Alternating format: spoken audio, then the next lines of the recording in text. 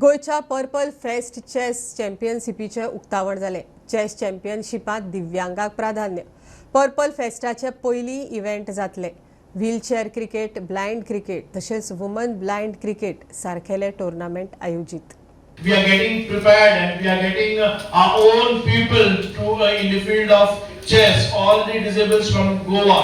The third edition of Purple Festival starts from 9th and 11th, 12th. And before that there are pre-events, pre-festival events, and one of the most exciting pre-festival event is again wheelchair cricket and blind cricket, and to complement with that we have a women's blind cricket tournament, two tournaments which are being played in Fonda, and we have an association with Dr. Ketan Bhatikar, who is taking keen interest for last two Purple Fest. He has given his best for organizing and associated with this 28th to 3rd and 4th to till the end of 12th of October, Purple Fest.